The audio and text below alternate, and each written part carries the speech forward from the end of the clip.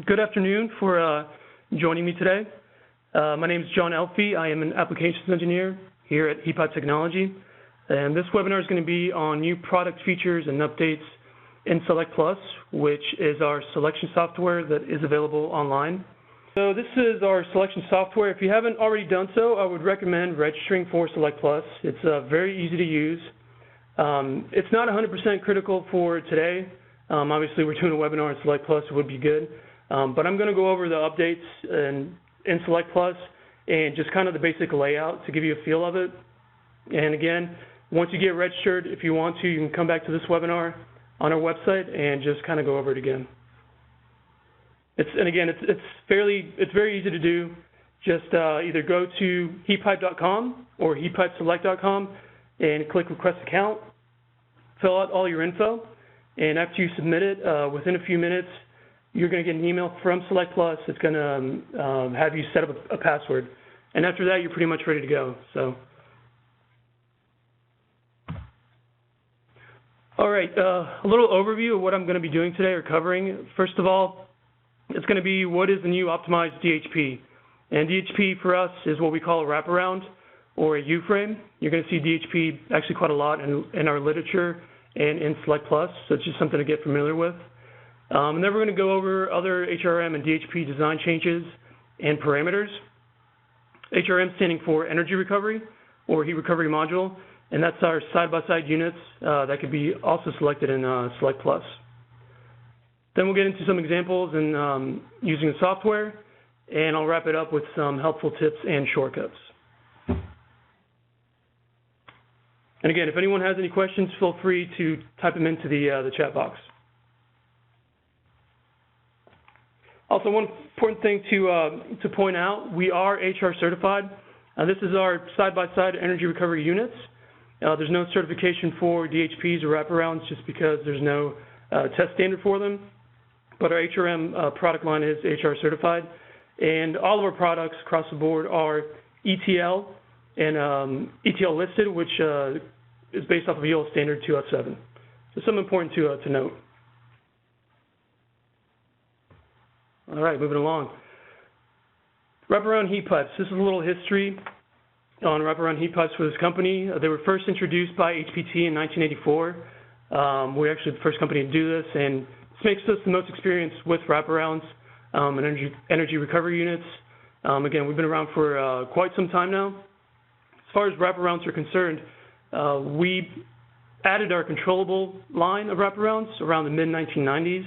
And by controllable, I mean that we added solenoid valves to the wraparounds, and this allowed applications to have a finer control with performance, reheat, temperatures, all that good stuff.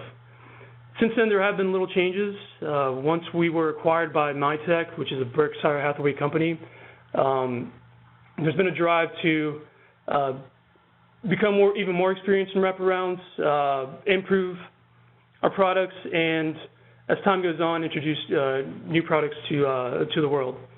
And one of the new products that we have, which was introduced this year, is what we called our optimized DHP. It's just basically standard, still very similar to our standard U-frame, but it's what we call the tilted wraparound.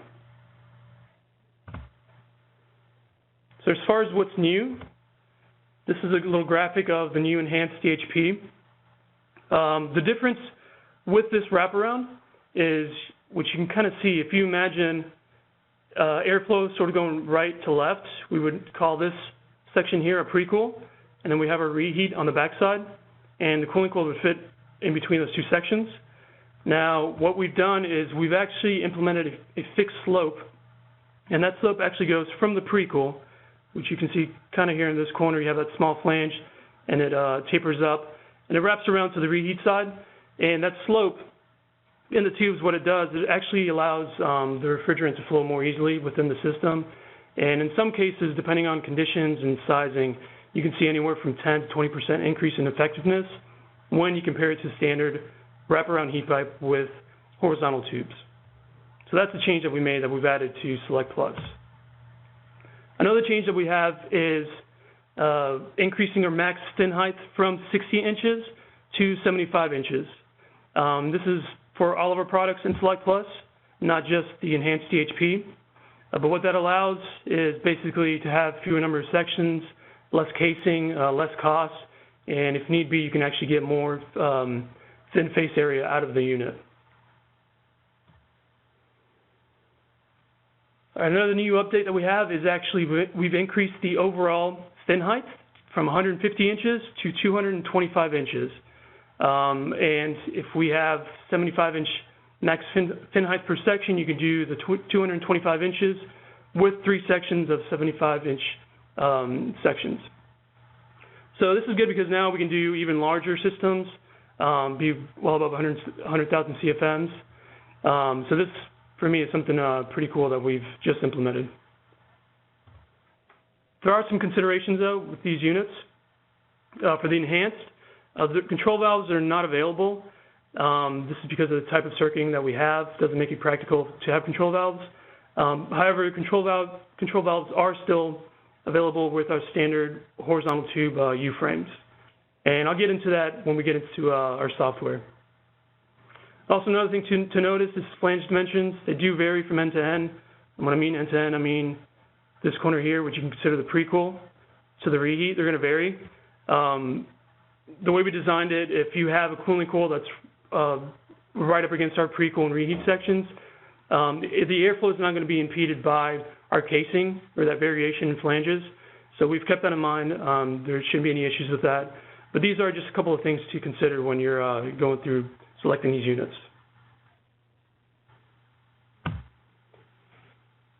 All right, keep going now. What's new with energy recovery? For those of you who aren't familiar, this is our standard HRMH leveled heat pipe, level meaning horizontal tubes. This is what we've had around the longest when we talk about energy recovery. This is going to give you balanced heating and cooling recovery. We also have our HRMO, which is single season, either heating or cooling recovery depending on which airstream is on the bottom. We also have our optimized for cooling. This is something fairly new. It was released last year. And the way it's designed, very similar to the optimized wraparound, is we have a slope. In this case, the slope is going to be from the hot outside air up to the exhaust air, and that's going to help, again, with refrigerant flow. So you're going to optimize the system for cooling, basically. And on the flip side, we have our HRMZ optimized for heating. And the opposite is the case. We have our warm exhaust airstream here, and the tubes are sloped from the exhaust up to the supply. This is just a quick little overview of the 4 models that we have in SelectPlus at this point as far as energy recovery goes. Now, when it comes to new design updates, one pretty cool thing that we have now is our increased gap, which previously was 8 inches, the max that we can do, and now we've increased it to 40 inches.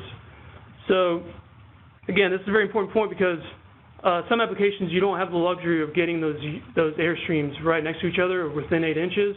So this gives a design engineer basically more flexibility in getting those airstreams closer together. And again, it's 40 inches. And that 40 inches, as you'll see, is dependent on the overall fin length of the energy recovery model. I'll get a little more into that later.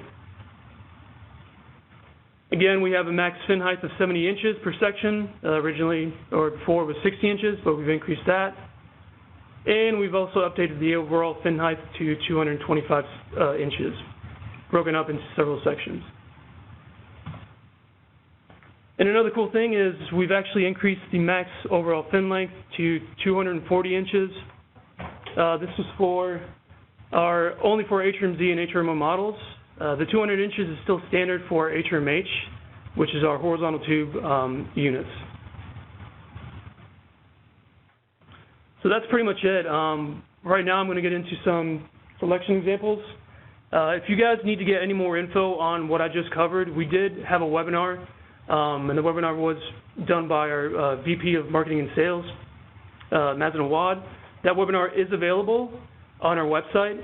And again, at tpipe.com, feel free to go back, and he gets a lot more in depth of what I just showed you guys in these few slides. So now getting into our software.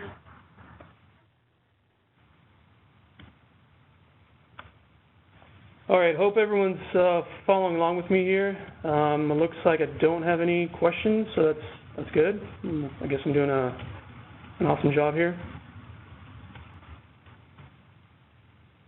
All right. So for those of you who've logged in, this should be the first screen that you're going to see. This is your projects list. This is going to give you a list of all the projects that you've created, or if anyone shared a project with you, you're going to see it on this list as well. So when you want to create a new project, it's a very straightforward thing to do. We have this box here that you can type in whatever name you want. For this case, let's do project test webinar, and then you're going to click Add New Project. And here at this screen, you can actually input any information that you want to have for this project. If at any point you forget anything, you can always go back to this screen, and it'll give you some background info on what your project is. A couple other things is you can do a project type. You can change your units. We do either empirical, metric. Up here, these are your default settings. One important thing to know is what you change up here in this box, it's going to carry on to each new project that you create. So I would recommend with this, just leaving it alone and changing it when you get into the selection, change these inputs, which I'll show you here in a little bit. So if everything looks good here in this screen, once you created the project, fill out all the info, just click Update. And you're going to see it's been added to our project list here. I've actually already created a project for this webinar. It's called New Product Updates. And to get into the selection, you're going to click this little schedule icon here. If you hover over it, you can see it's called Open Schedule. And this is going to be your next screen. This is going to be your project schedule screen. Within this screen, you're going to see you have a product type, and our two main products is wraparound and heat recovery. And you're going to have other information which I'll get into. But for now, let's start selecting a wraparound. And again, I hope everyone's kind of following along with me. But let's do wraparound, and to click a new line item, or to add a new line item, there's a little icon here. Just click that, and you can see something's been populated. This screen here, it's going to give you an overall layout of performance. It's sort of a quick reference. If you have many units within this project, you can kind of compare what's happening between each unit. So you can see that's going to be filled as we go through the selection. Just kind of getting into it. You have a couple of icons here. This is Select Item.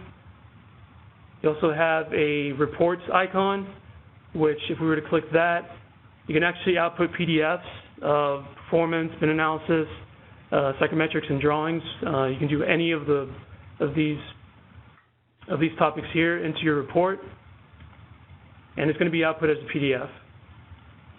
So getting into the selection, let's click on this Select Item icon.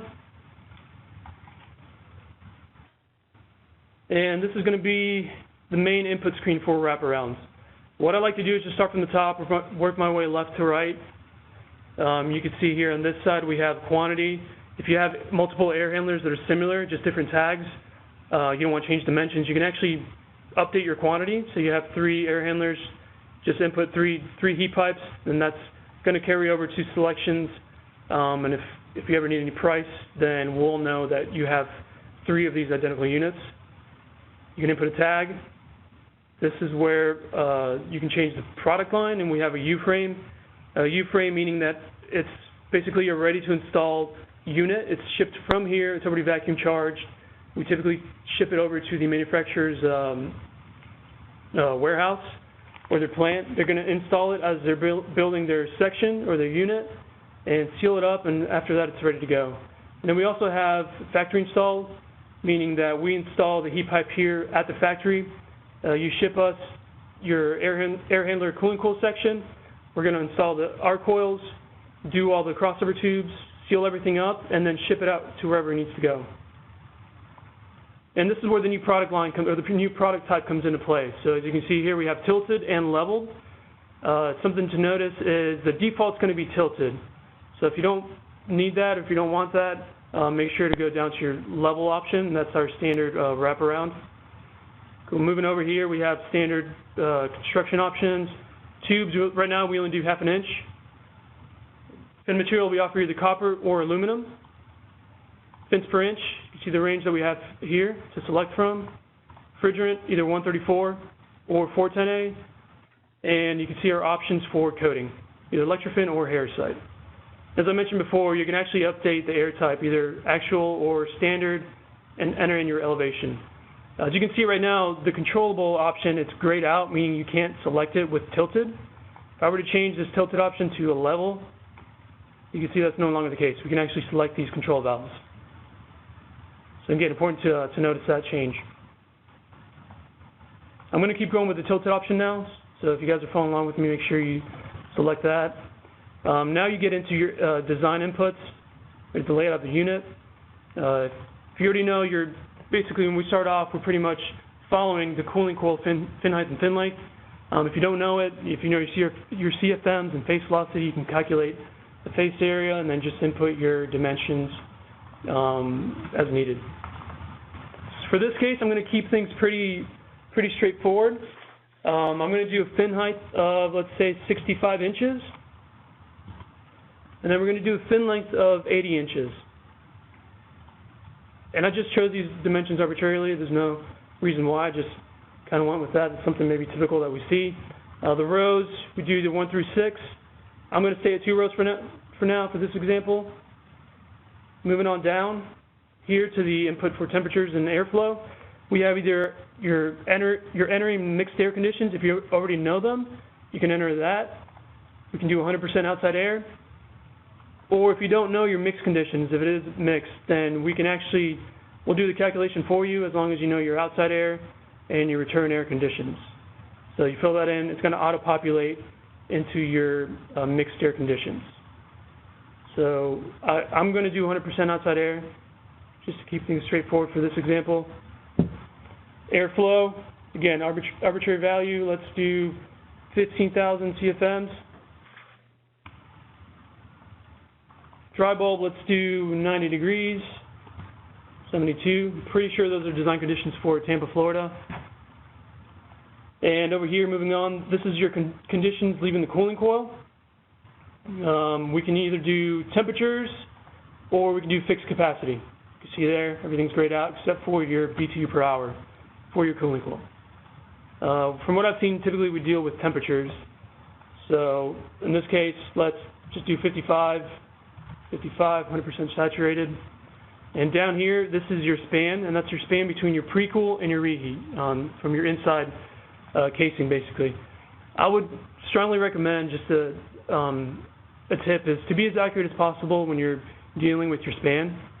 A lot of times, you might not know what it is, but if you have a good idea, just try to be as accurate as possible. What can happen is if you were to go with this 12-inch span and just keep going on, as the project sort of evolves and you realize, let's go extreme, you might need a 120-inch span, which is, 12-foot span. That's pretty, it's pretty out there, but who knows? That might happen.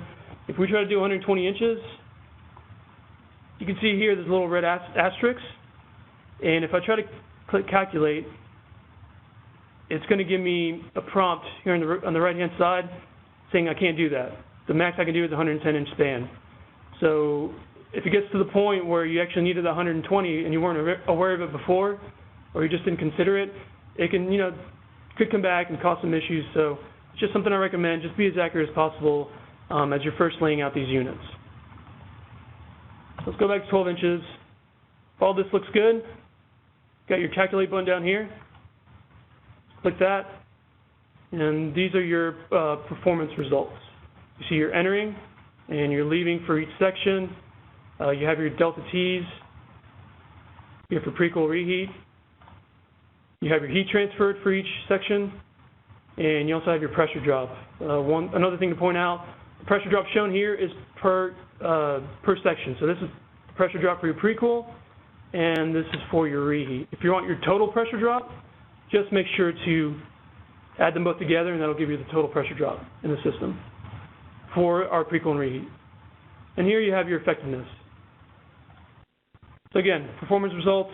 A couple of other things to notice is on the right-hand side, we have a site chart. You can see what the system's doing psychometrically. We go back. We have economic analysis. I'm not going to get into this right now. Just for time's sake, I want to get into other things. We do have really good videos on YouTube. You guys just search us, heat pipe technology, and we're going to have a video on bin analysis. And it's pretty in-depth, it's just a few minutes long, so I would definitely recommend checking that out if you're not familiar with the economic analysis. I'll just click back there. Over to this screen. If everything looks good, we're going to click continue. And this is the drawing screen. A couple of things to point out. If you're familiar with our U-frame drawing, it's a lot.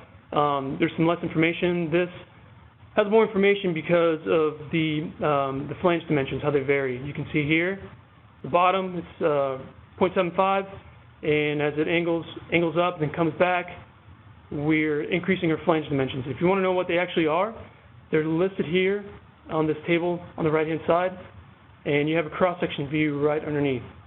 The max, the minimum flange is going to be 0.75 inches on one side, and on the top side or bottom side, you're going to see 3.55. So that's the max flange size on that same face. And to show you the overall height, how it changes, this is our fin height that we selected, 65, and the overall height of this section is going to be a little less than 69.5 inches. So, you know, we're going to have around 4.5 inch flanges, but that's just something to consider. Again, if you have your cooling coil right up against our coils, it's not going to affect the airflow through your cooling coil. A couple of things to point out here. Towards the top, we have the option for stainless steel or galvanized casing. You can select that. If we go to stainless steel, it can give us a little prompt for airflow. And as you can see here, it's been updated, the information on the drawing to stainless steel. We can break the fin height up into different sections. In this case, we can do 3 sections. If I click 2, the drawing's going to update. It's going to break it down into two sections, a total 65 inches. And another important thing is the airflow. For wraparound, it's critical to know what the handing is of our heat pipes. If we were to click, let's go to right hand. You can see the airflow there. Air hitting us in the back of the head. Our crossover tubes are in the right-hand side, so that's why it's right-handed for us. Now, it's important to get this right because the wraparound is only going to work in the specified handing. So just pay attention to that. And that's pretty much it with this screen. These are the changes that I wanted to show you. If everything looks good here, let's do save and close. Keep going. And that's the tilted. That's the some of the differences that you'll see between the standard and the tilted. What I want to do now is get into a standard selection, the horizontal tube. A quick tip, if you want to see comparison between the two units, or if you have another air handler that's size the same, where you have the same conditions, instead of having to add a new line that we would do up here, what you can do is just select that line item that you like and click copy to. It's going to copy over to this project, which is the project that we're currently working on. And if we click copy to, you're going to see that it's going to bring over a new line item. So let's open this up. Click select. And as you can see, we're back in that input screen. And we're going to change the type from tilted to level. So what I want to give you an idea of is that change in performance when we compare a standard level to an optimized. So we're going to keep the same conditions, everything, same dimensions. If you guys are following with me here, I'm going to calculate. So these are new performance for the level unit. This is the new reheat value that we have, and the BTUs, all the good stuff, the effectiveness. So if we go to click continue, you can see the drawing's quite a bit different. There's not as much info. That's because everything is horizontal. The flanges don't vary. So again, we're just comparing performance here. So I'm just going to proceed and go save and close. And again, I want to was telling you guys before, this is sort of a quick a screen that's going to show you a quick comparisons between the units. So if we look at, let's say, the reheat, which is right here, the top is going to be our optimized, and the bottom is going to be our level. You can see we're looking at around a little less than 1.5 degrees of improved performance on our reheat. It might not seem significant, but if you try to go with a level unit, you're probably going to see that you have to add 1 row to get to this 65-degree temperature. So with the tilted, you're saving costs and pressure drop by using less rows, basically. And also, if you compare performance, let's say by BTUs transferred, we have 165,000 in this case, a little over, and a little over 143,000. You're probably looking at around 15% improvement on performance from the BTU side. So that's pretty significant. 15% is something you can definitely go to someone and say, you know, this is the difference. All right, so that's the biggest, I guess, points with the wraparounds. What I'm going to do now is get into the energy recovery, and I'm going to show you, as far as the dimensions that we have, the updated fin heights and overall fin lengths. I'll get into that with the energy recovery. So if you want to do selections for energy recovery, if you want to change the product type, you're going to go down to this drop down. As you can see here, I'm going to go to heat recovery, and it's going to give me a new window. And again, we're going to go through the same procedure. Add new line. And here you're going to have the same screen. There is a drop down for the model type. You can actually change between what model type you want. But you can also do the same thing in the following screen that I'm going to get into, which is going to be your selection input screen. And we're going to click that same little icon. Again, this is very similar to the wraparound. You have those little icons here. They're exactly the same.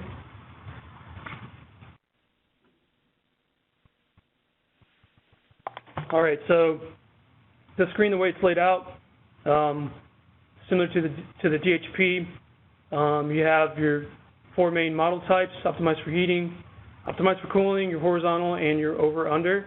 The default is always going to be optimized for heating, so just keep an eye out for that. If you get into this middle box, again, it's the construction that we already talked about. And here on the right-hand side, this is what differs from wraparounds. You have choice of evap cooling.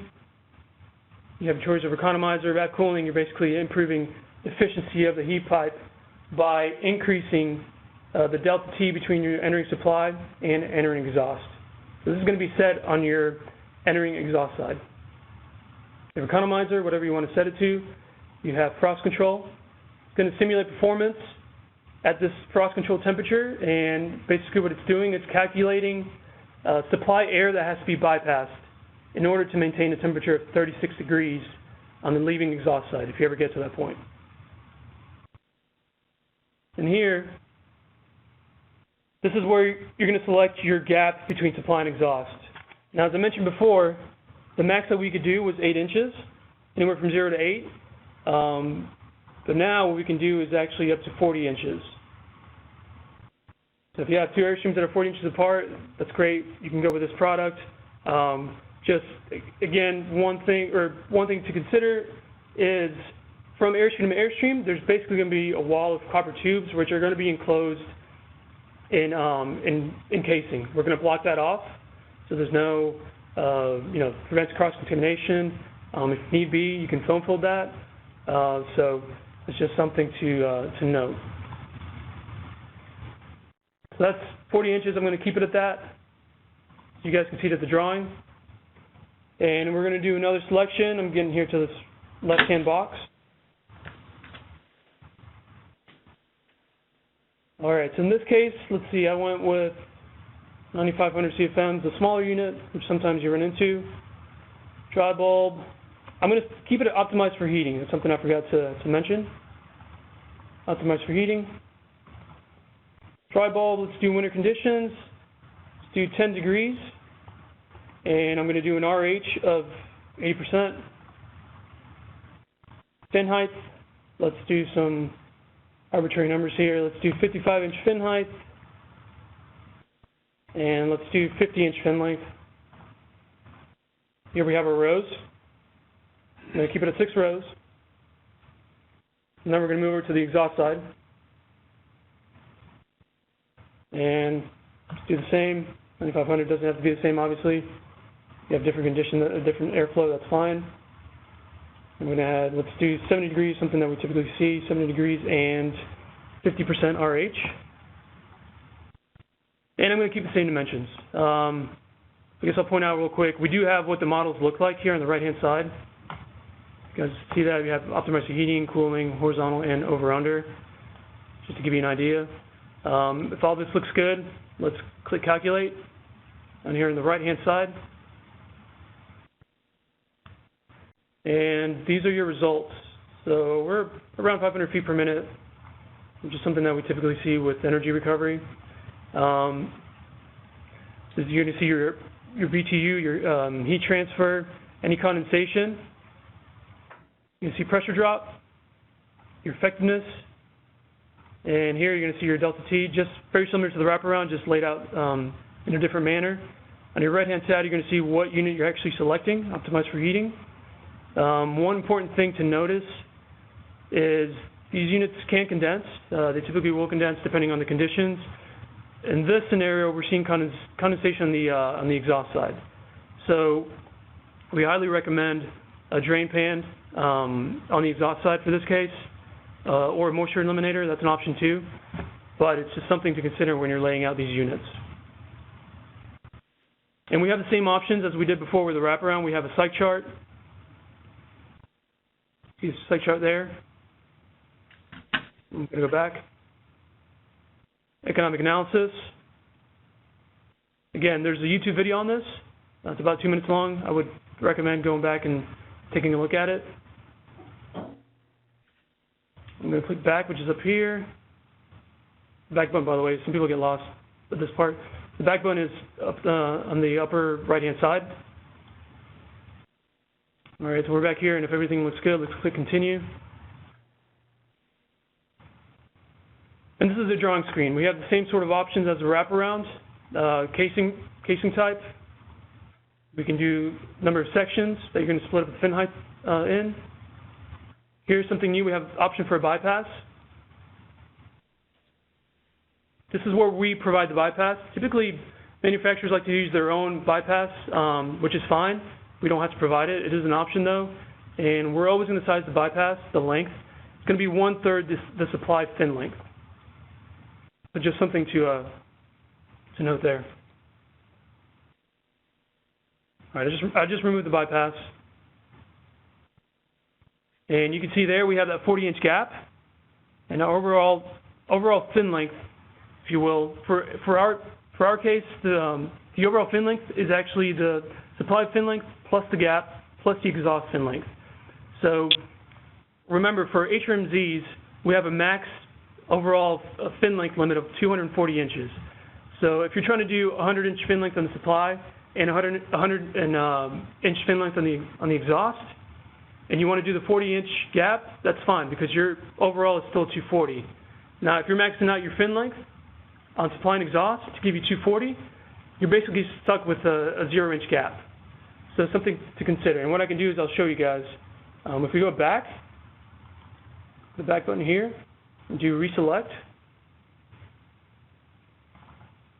Let's change our airflow. Let's do a 20,000 CFM unit. And let's do 120-inch fin length on this side. And doing the exhaust now. Let's do it 20,000. Again, you can see that's 120, so we're at 240 right now, which is our max allowable fin length. If you click calculate, you can see there that it has to be less than 240, and that's because of this 40-inch gap that we have. If I remove this, right now it's a 0-inch gap, so I should be able to select it. And there you go, it's letting me select it. So if you run into that wall, check your gap and check your overall fin length. So now when I click continue, you can see there's no gap, but our fin length, or overall fin length, is still maxed out at 240.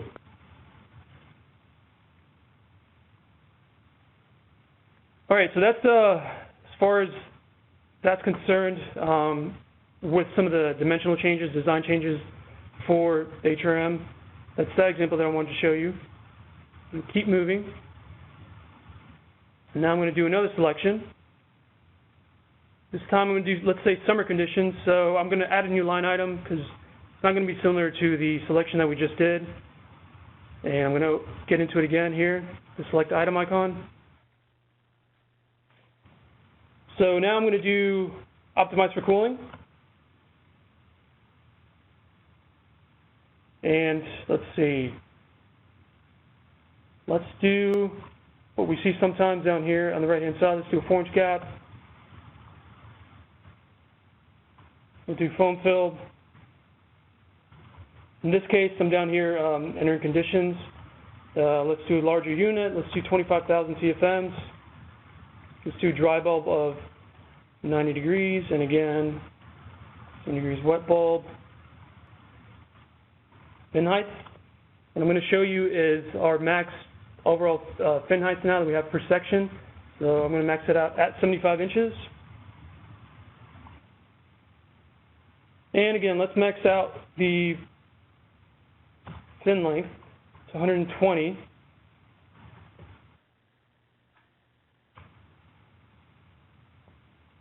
Do 25,000 on this side as well. Entering conditions on the exhaust, 75, 45% RH, something we see. So we have a 240-inch fin length, supply and exhaust. Calculate. There you go. I'm going to show you this prompt again, guys, because it happens all the time. So the mistake that I made is I added that gap so that it's going to exceed that 240-inch max overall fin length. So if I remove that, if you need that gap, just lower your fin length on supply and exhaust. Just reduce overall 4 inches and add it to the gap, and you can continue that way. But for this, I'm just going to keep it at 0. Click calculate, and there you go. These are the results. Remember, this is optimized for cooling unit, so we're looking at around 53% effectiveness for a 6-row system. There's no condensation. You see your pressure drop. It's 0.40 on the supply, 0.40 on the exhaust. For the previous example that I did, optimized for heating, you saw that there was condensation on the exhaust side. Now, if you notice your pressure drop, it's going to be higher because of the condensation. So if you see that red flag, or if you notice that, take a look at the condensation, see if it's there.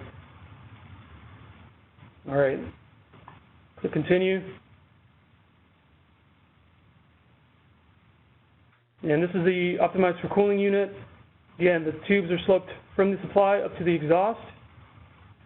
But all the information that's shown here is the same as the unit that we just did. And you can see that the fin height, we're at one section, 75 inches. Again, last year, or up to even a few months ago, I believe, you couldn't do this in one section. 60 inches was the max. If you do want to break that 75-inch down into 2 sections, for example, you can do that. But just keep in mind that you're adding more casing and your overall height is going to increase. So we're at 92.4 here. Go back to 1, just one section tall. We're at 83. So you can tell that difference for that added flanges. All right, so I think that's pretty much it as far as the updates are concerned. What I'm going to do is just show you a few tips and shortcuts to kind of speed things along when it comes to selections. So if we click Save and Close,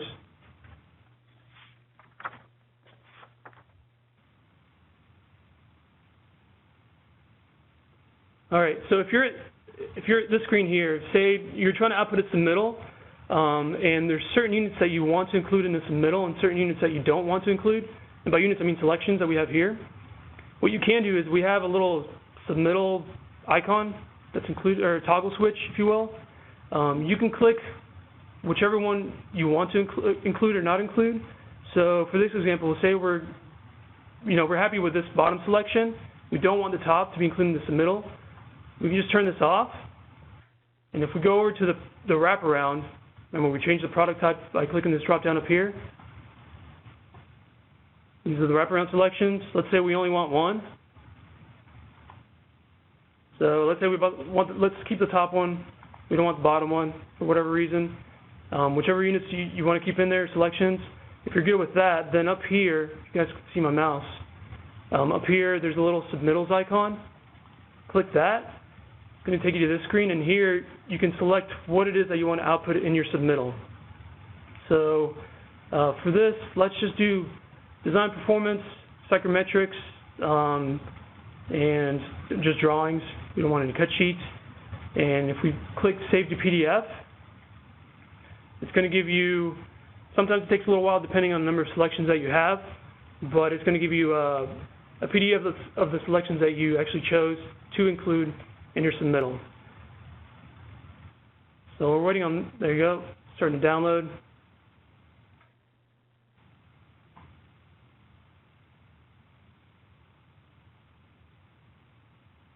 And again, here, these are the results. These are the 2 units that we selected for the submittal. And here are the results. You have your performance, got your psychrometric charts, you got your drawings, and last but not least, warranty, which is, I'm sure, always good. All right, so that's the submittal. That's a little tip. Previously, we didn't have that option to select whatever selection we wanted. Basically, if you had 15 selections and you want a submittal, it's going to give you the 15 selections. So that's something that's pretty cool. All right, another thing that I want to show you guys, I'm going to go to Return Projects. And getting back into what we were just looking at, this is my project here. I'm going to open it up by clicking Schedule. If you ever have different projects with units that are sized roughly the same or similar or exact, instead of, when you create a new project, instead of having to start from scratch, one thing you can do is you can actually select units that you've already designed from a previous project. Say I click these 2 wraparound units, and you can copy them. You can copy them over into the new project that you just created. So in order to do that, what you have to do is, if you go down here, click the drop-down list, and it's going to give you a list of your projects. So I think this is the one that I created today, Project Test Webinar. So click that, and then click Copy To. Those 2 selections should have been copied over to that new project that we created earlier. And let's take a look. I click my projects up here. This is my Project Test Webinar. Open that up. And there you go. These are the 2 selections that we did before. So there's no need to start from scratch on a different project. Just copy them over, and you're good to go. Just change your tags if need be, and that's basically it. Another cool thing is you have an export schedule icon here. As opposed to having to manually enter in performance into a schedule, what you can do is, if you want, you can just select, say you want to include both selections into a schedule. What we're going to do is click Export Schedule, and it's going to download an Excel file. Hope you guys can see that down there.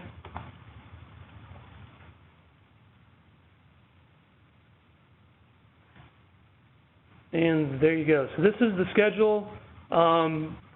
You can remove whatever you don't want to include, but basically you can just copy and paste this into a project schedule that you have without having to manually input everything in. So that's something that can be very, very time intensive, which I'm sure some of you are aware, and this can save a lot of time with that.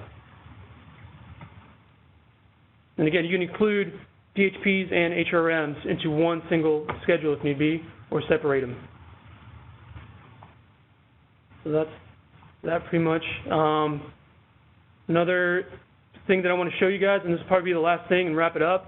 If you have anyone else that has an account and you want them to basically see your selection, or if you just want to share projects so that they can make adjustments to it, well, that's easy to do. You can actually click Users, which is right next to the submittal icon, right here.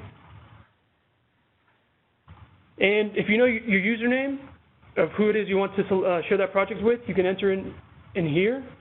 Or if you don't, you have a little search the little magnifying glass, so you can select the user that you want, input their name, click search, and it's going to populate their username here, and then you can just add them to the project.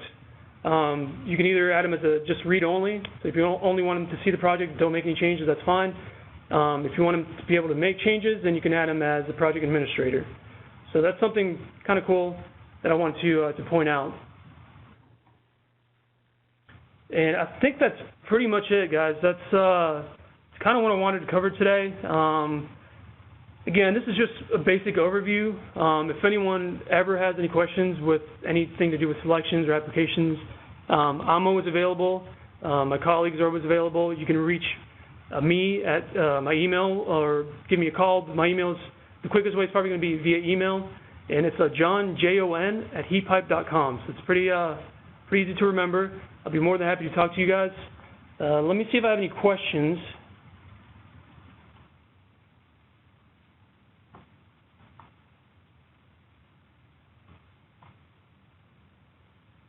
Let's see, so I have, it looks like just one. Okay, so either some of you guys fell asleep or did a very awesome job. All right, let's see. So we have, can we get AutoCAD drawings out of this software? So AutoCAD drawings, it's kind of case by case. You would have to come to us for CAD drawings. Let's see what it is you need, and we'll just go from there. But we can offer those, just kind of case by case. That's pretty much it. Do you guys have any more questions? I'll take a couple minutes here.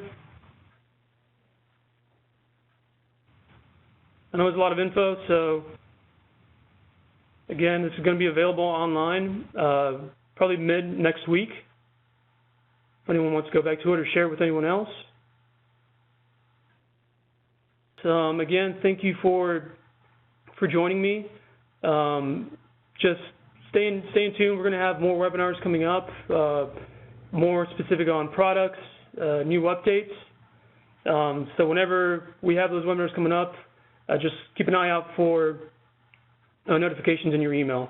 And again, if anyone else has any questions, feel free to reach out to us either through me, my email, john@heatpipe.com, or just go to our website at heatpipe.com. Thanks, everyone.